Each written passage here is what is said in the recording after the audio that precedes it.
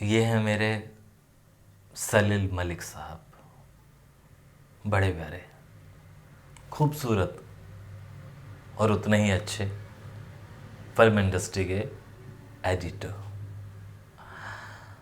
2007 के आसपास पहली बार इन्हें मिला था।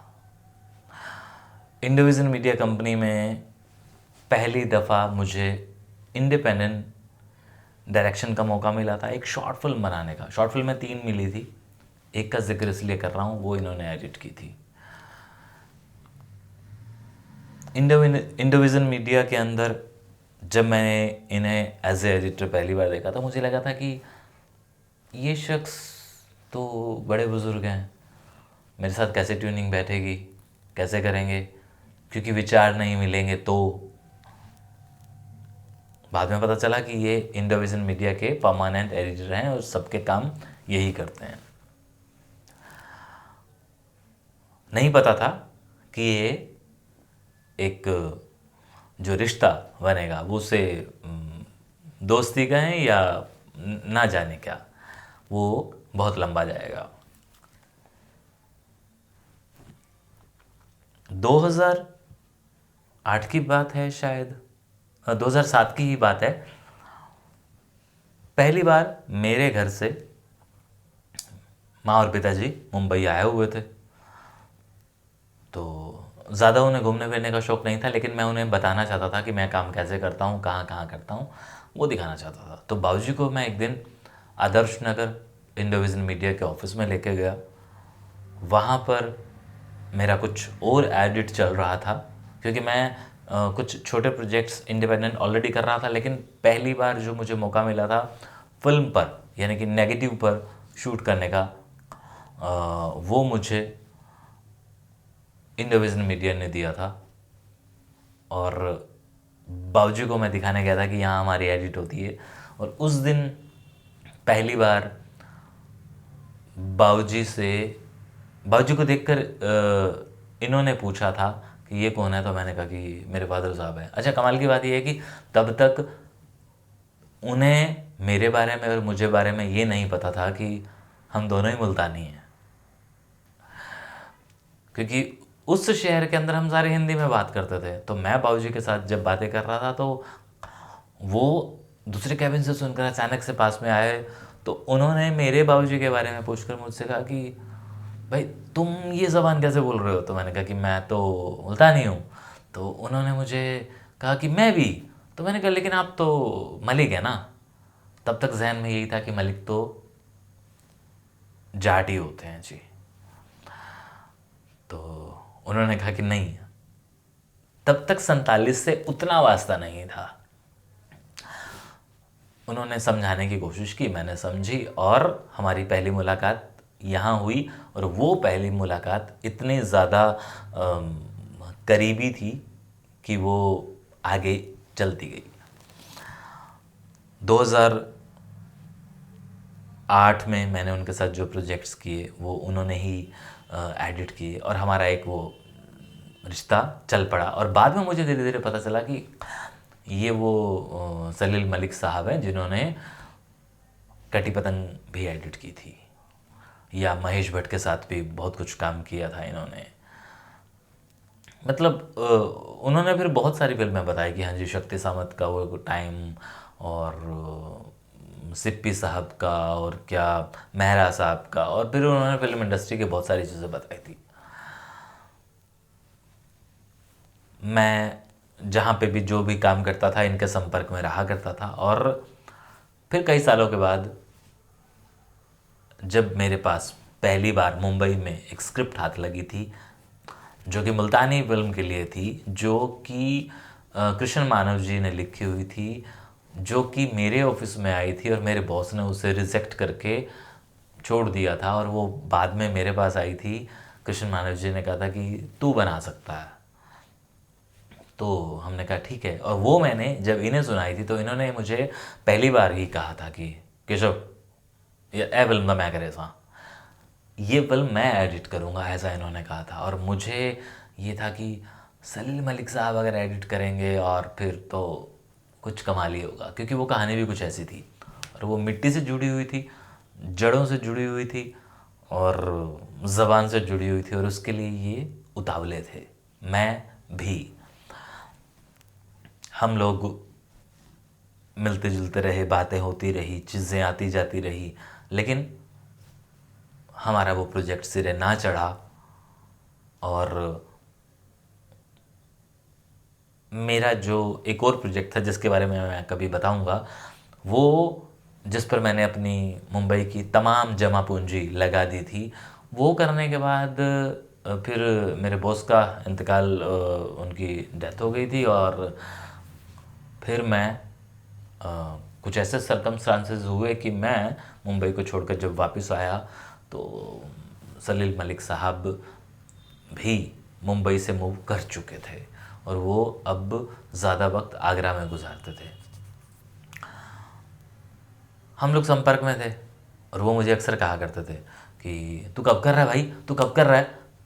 तो मैं उन्हें कहता था कि बस सर, जल्दी, जैसे ही कोई बंदा मिलेगा जो ही हम पर हाथ रखेगा कि ओके मैं प्रोड्यूस कर रहा हूँ, मैं पैसा लगा रहा हूँ, हम लोग मुल्तानी फिल्म शुरू करेंगे और ये हिंदुस्तान की पहली फिल्म होगी। क्योंकि हम लोग थिएट्रिकल प्लान कर रहे थे। इन बिटवीन मैंने जब खाप की थी, जो कि एक बहुत बड़ी फिल्म थी, जिसके अंदर मैंने मनोज पाहवा, ओमपुरी और गोविंद नामदेव, जिन सब का मैं जिक्र ऑलरेडी कर चुका हूँ कि मैंने मैं क्योंकि उसके अंदर मैं एक डायलेक्ट कोच भी था, डबिंग डायरेक्टर भी था, कॉस्ट्यूम भी मैं देख रहा था, मतलब एसोसिएट भी रहा मैं, assistant to first assistant to तो एसोसिएट। और वो मलिक साहब को पता था, तो वो कहते थे कि यार इस प्रोजेक्ट के बाद तू कोशिश करना। तो मैं पूरी कोशिश कर रहा था लेकिन चीज़ें हो नहीं रही थी। फाइनली मैं यहाँ आ गया था। मैं उसके बाद जो भी चीज़ें कर रहा था, लेकिन साथ साथ जब मैं 47 पे काम कर रहा था तो मलिक साहब की मुझ पर नज़र थी और मुझे हमेशा कहते थे कि कुशु तू यार बड़ा ही चंगा काम करता है। क्योंकि वो मेरे साथ एग्जैक्ट प्योर मुल्तानी नहीं बोलते थे, लेकिन जब बोलते थे ना तो मैं चुप हो जाता था क्योंकि उनकी इतनी खालिस मुल्तानी थी। अच्छा, अब बता देता हूँ कि हाँ, वो भी मुल्तान से आए थे, दिल्ली के अंदर आकर वो बसे थे। उनकी कपड़े की एक दुकान हुआ करती थी और उनके बड़े भाई साहब अमृतसर में अभी भी हैं और ये फिल्म इंडस्ट्री की तरफ चले गए थे। और फिर कोविड आ गया और हमारी बहुत बातें होने लगी। फिर मुझे जब मैं काका जी और राज ग्रोवर साहब से मिला तो मैंने इन्हें बताया, तो उन्होंने कहा कि मैं तो उन्हें जानता हूँ। फिर मैंने इन्हें कहा कि सर थोड़ा नल भी मैं टॉक करनी है। तो मुझे अक्सर कहते थे कि तू आगरे आ जा यार, तू। अच्छा, वो ना उनका बोलने का स्टाइल यही था, थोड़ा फास्ट बात करते थे। तो तू आगरे आ जा यार, ऐसे रहेंगे तो फिर तू अपना शूट भी कर लें, जो भी करना है मैं तुम्हें घुमा भी देवांगा। लेकिन हमारी आंटी यानी कि मलिक साहब की मिसेस वो बेड पे थी और बीमार थी, तो उनके लिए वो हमेशा चिंतित रहते थे। तो कह देते थे कि यार मैं अभी आ नहीं पाऊँगा, या तू अभी थोड़ा रुक फिर आना। हमारी ये सब चीज़ें चलती रही चलती रही चलती रही। और फिर हमारा एक दिन तय हुआ कि मैं आ रहा हूँ। इधर से हमारे इंडोविज़न मीडिया के ही जो विनोद जी थे, विनोद शुक्ला जी, उनको, वो दिल्ली आए हुए थे और मैंने उन्हें कहा कि सर आप आगरा चलते हैं, मैं यहीं हूँ। तो ये तो अभी ताज़ा तरीन बात है। तो उन्होंने कहा कि हाँ केशु ठीक है, प्लान करते हैं। तो हम लोगों ने प्लान किया और फिर अचानक से पता नहीं ऐसा क्या हुआ मेरी तरफ से, या मतलब हम तीनों की वजह से कुछ ऐसा हुआ कि हम लोग नहीं मिल पाए और वो चीज़ें रह गई। मलिक साहब मुझे जब से मिले थे तब से हर साल पहला मैसेज उनका आता था, केशु हैप्पी बर्थडे यार। और उनकी आवाज़ तो खैर रुबेली थी, हाइट अच्छी खासी, पर्सनैलिटी, मतलब मैंने ऐसा गोरा चिट्टा बंदा, मेरे बाबूजी जैसे हैं वैसे ही वो हैं, बल्कि बाबूजी से भी 21 हैं। और मैंने बहुत कम बंदे देखे हैं, तो खूबसूरत पर्सनैलिटी, मतलब उन्हें कभी हीरो होना चाहिए था। और मेरे इनबॉक्स में या मेरे फ़ोन पे उनका ही मैसेज आता था। और बाद में मुझे पता चला वो सबके साथ ही ऐसा करते थे। खुशी होती थी कि इतना बड़ा एडिटर, उनके बारे में बहुत कुछ मैं रिकॉर्ड करना चाहता था। और पिछले कुछ महीनों से जब उनके ना तो फेसबुक वॉल पे कुछ अपडेट्स आ रही थी, ना कुछ फ़ोन्स पे बात हो पा रही थी। तो अक्सर वही करते थे, तो मैं कम करता था। तो अभी मुझे आगरे से कॉल आया कि हम लोग जंग से हैं और हम आगरा बैठे हैं, हम आपको देखते हैं, तो आप आगरा आइए। तो मैंने फट से फ़ोन निकाला, मैंने कहा मैं मलिक साहब को फ़ोन करता हूँ। मैंने फ़ोन किया, phone not reachable, not reachable, not reachable. मैंने पता नहीं यार, सर का फ़ोन नॉट रीचेबल जा रहा है। मैंने विनोद शुक्ला जी को कॉल किया। मैंने कहा विनोद सर का नंबर नहीं लग रहा। सर क्या कनाडा गए हैं या बाहर हैं कहीं? उनका फ़ोन नहीं लग रहा, क्योंकि जनरली उनका फ़ोन तभी नहीं लगता था जब वो इंडिया के बाहर होते थे। तो सर ने कहा, विनोद सर ने कहा कि केशु मैंने तुझे बताया नहीं क्या? तुझसे बताया होगा यार मैंने कहा क्या? सर तो चले गए। मैंने कहा ये एक पोज था, ये साइलेंट था। मैंने कहा क्या क्या बात कर रहे हो? कहते कि हाँ सर तो जुलाई अगस्त में चले गए थे, तेरे को बताया होगा मैंने कहा नहीं सर। कहते कि सर तो चले गए। मैंने मतलब माथा पकड़ लिया कि ये कैसे हो गया। मलिक साहब हष्ट पुष्ट बंदा, खुश मिजाज, और सर चले गए। कहते हाँ। फिर उन्होंने जब सारी डिटेल बताई तो पता चला कि हाँ 13वीं के टाइम पे बेटा भी आया था और फिर महीने में आंटी भी चली गए। तो दिमाग ख़राब हो गया। हालांकि आंटी से सिर्फ एक दफ़ा रूबरू हुआ था, लेकिन मलिक साहब के साथ तो एक इतना लंबा वक्त गुजरा था, हालांकि फ़ोन पे ज़्यादा। तो बस फिर उसी दिन विनोद सर ने मुझे डिटेल्स में बताया। विनोद सर के साथ बहुत देर तक बातें हुई। तो मैंने कहा कि मतलब ये नहीं होना चाहिए था। कहते कि हाँ यार ये अनएक्सपेक्टेड था हम सबके लिए। कहते मैंने तो उस दिन सारा दिन अपनी स्टेटस भी यही लगाया था, तूने शायद देख। मैंने कहा नहीं, मैं नहीं देख रहा हूँ चीज़ें, और मलिक साहब को तो मुझे कैप्चर करना ही करना था किसी भी हाल में, और मैं जाने वाला था। तो कहते कि बस यार तेरे बारे में बहुत बातें करते थे, तेरे को लेके बड़े वो थे कि यार ये कुछ करेगा, मैं इसकी फ़िल्म जो पहली मुल्तानी बनाएगा उसको एडिट करूँगा, और हमारा प्लान चल रहा है। वो मेरे को लेके मतलब वो विनोद सर मुझे बता रहे थे कि वो मेरे को लेके, केशव को लेके बहुत एक्साइटेड रहते थे। तो तो एक सफ़ा मेरे सफ़र का फट गया, जल गया, गायब हो गया। मैं खुद से मतलब मैं क्या करूं यार। कई बार लगता है कि यार ज़िंदगी बहुत छोटी है और काम इतने सारे करने हैं।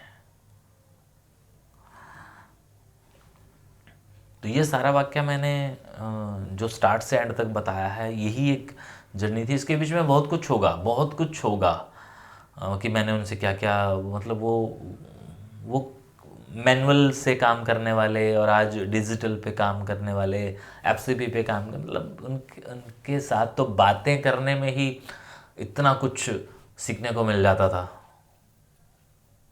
और बड़ी ख्वाहिश थी इनके साथ जब बैठूंगा ना तो फिल्मी बातें इतनी करूंगा, इनसे ही तो पूछूंगा कि फिल्मी दुनिया में कौन कौन है जो पार्टीशन फेस्ड हैं, और ये मुझे एक एक बंदे का नाम बताएंगे, क्योंकि इन्होंने 60s में एंट्री कर ली थी ना,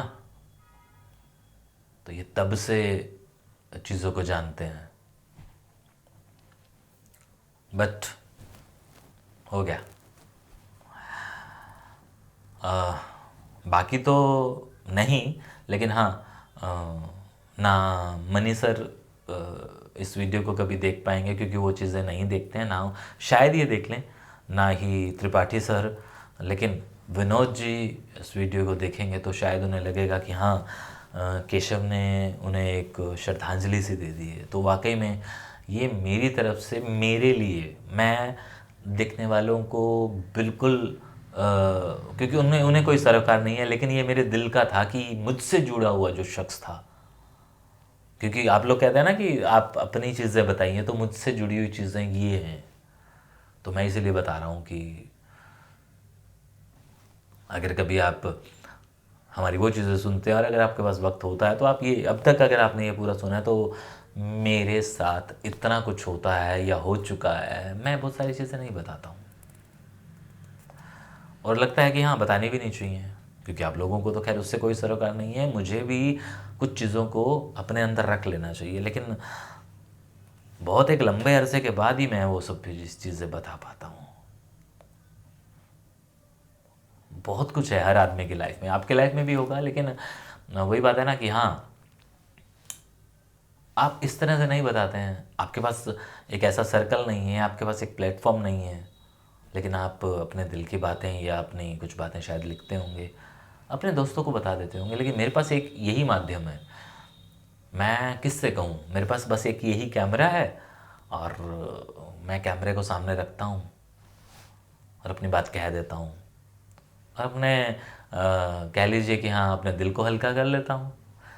ऐसा कोई वो नहीं है, मतलब मैं कोई गमों का मारा नहीं हूँ, लेकिन बस ये होता है कि हाँ गालिब की वो बात याद आ जाती है कि सुनने को जब ना कोई मिला दास्तान गम, आईना रख के सामने खुद को सुना दिया, तो मैं आईना नहीं रखता, खुद को सुनाता हूँ इस कैमरे के पॉइंट ऑफ व्यू से, तो बस कैमरा रख के सामने खुद को सुना दिया।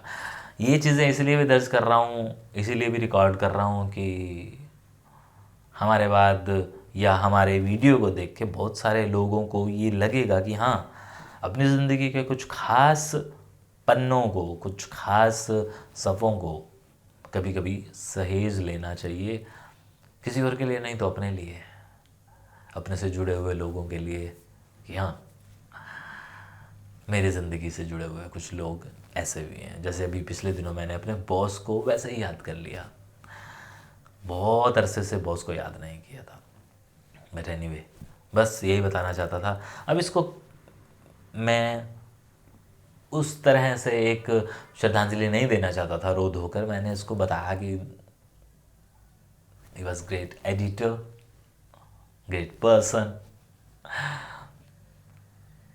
तो बस शुक्रिया।